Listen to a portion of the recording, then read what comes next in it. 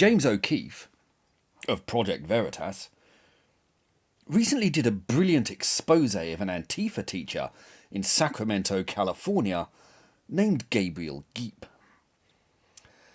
This man had an Antifa flag and a large portrait of Chairman Mao in his classroom, and was outspoken about how he tried to brainwash his students into radicalism and Maoism. He encouraged the children in his care to join violent Antifa riots, and he even gave them points towards their grades if they did so. He also proudly displays the communist hammer and sickle logo at every opportunity. And if you're wondering what the difference between these photos is, well, there isn't one. The result of activism like this is that Antifa have now started shooting people, like they just did in Olympia, Washington. Though neither the media nor the Democrats will be talking about that anytime soon. Though you can be sure they'll holler it from the rooftops if the Proud Boys ever retaliate.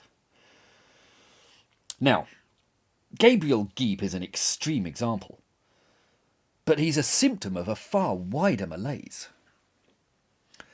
There's been a left-wing dominance of the teaching profession for at least a century, with the 20th century dominated by Marxist academics like G.D.H. Cole and Eric Hobsbawm. This tendency has only grown more pronounced in recent decades.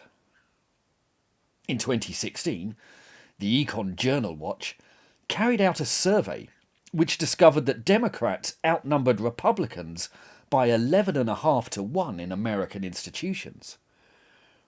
In psychology, the ratio was 17.4 to 1, and in history, it was 33.5 to 1. A think tank operating out of the Adam Smith Institute revealed that similar figures apply to the UK. An extensive survey that rounded up in 2017 found that the percentage of academics who claimed to be conservative had fallen from 18% to just 11% between 1989 and 2015, while the figure for those leaning left had hovered at around 78% across the same period. And the left-wing dominance has become not just more pervasive, but more radical. Former Marxists like Jacques Derrida performed a subtle sleight of hand when substituting the idea of power for that of money, and then carrying on spouting the same divisive and Manichaean rhetoric about oppressor and oppressed at the same elevated and affluent institutions that they'd occupied for years. It's a ludicrous proposition. It posits that the average white dustman holds a position of power over Anthony Joshua, and Barack Obama, and Oprah Winfrey, and Meghan Markle. But such inconsistencies hardly held them back. They exhibited no shame about being wrong about everything for years, and then refused to change their minds at all. Yet the identity-based critical theories they conjured from the ether have arguably proven even more popular than the ruinous socialist policies they'd advanced for years beforehand. The consequences are, once again, proving catastrophic. And one of the primary results is that the entire edifice of Western education is now supported on a series of massive lies. Virtually everything that students have been taught is a willfully mendacious distortion of reality. And this brazen dishonesty could destroy Western civilization itself. The whole structure relies on a singular narrative: that white men have oppressed and subjugated women and other races throughout the ages, and their privileged position results from this dark legacy. If one subscribes to this idea, it is, of course, easy to find evidence that supports it. so no further investigation is deemed necessary. Yet it's an approach that requires the believer to focus purely on the negative aspects of European hegemony over the last 400 years, while ignoring the vast bulk of evidence from human history. The reality, of course, is that all cultures could be guilty of terrible cruelty and of great accomplishments. This postmodernist school of thought has simply airbrushed Asian history and Islamic history and African history and pre-Columbian American history from existence. After all, Chairman Mao wasn't white, neither were Genghis Khan, Pol Pot, Idi Amin, Robert Mugabe, Saddam Hussein, Bashar al-Assad, Muammar Gaddafi, Papa Doc Duvalier, Mengistu Haile Mariam, or Mobutu Sese Seko. The militaristic Japanese governments of the 20th century weren't white, and neither were the genocides in Rwanda or in Armenia. When it comes to imperialism and slavery, Islam is every bit the equal of Europe.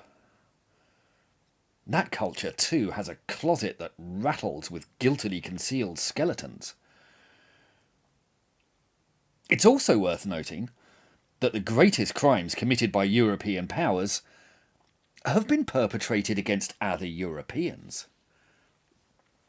The terror of the French Revolution, Britain's treatment of the Irish, the subjugation of Poland, Stalin's Holodomor and the Red Terror, Hitler's Holocaust. Imperialism, Leopold's Belgium apart, has been relatively benign in comparison. It's also worth noting that all civilizations were founded in slavery. What distinguishes Western civilization is that we were the first to abolish slavery. But while Europeans eradicated slavery 200 years ago, it's still rife in Africa, where millions are enslaved today. Pockets are said to survive in the Middle East too. After all, slavery was still widely practiced in Saudi Arabia in 1969. The history of European states is one of warfare, conquest, and imperialism. But it's also one of stunning achievements in art, technology, literature, music, and philosophy. Yes, Hitler was a white man, but so were Isaac Newton, Charles Darwin, William Shakespeare, Mozart, Vincent van Gogh, Monty Python, and the Beatles. Numerous black states across the Americas and Africa, like Haiti, Somalia, Ethiopia, and more, tell a story of catastrophic failure. Corruption, brutality, poverty, despotism, and famine.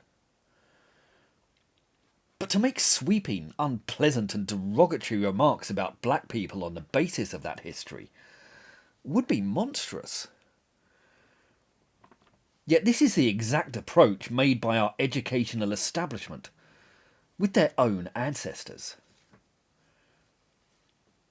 Imperialism and slavery are a dark scar on European and world history.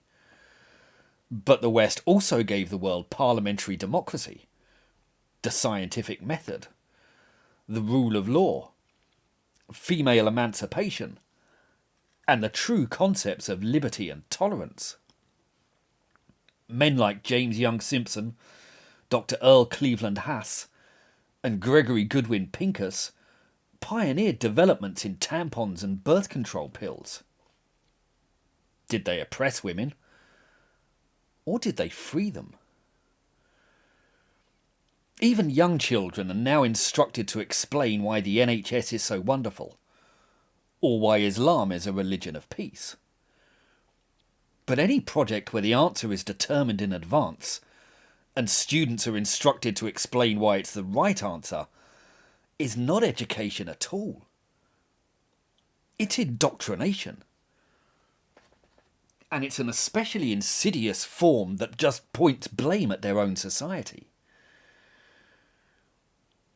The sad truth is that Western education is no longer focused on the notion of free inquiry.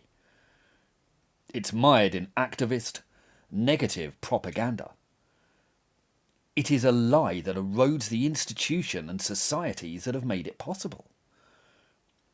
It's a disingenuous mania disguised as revealed truth.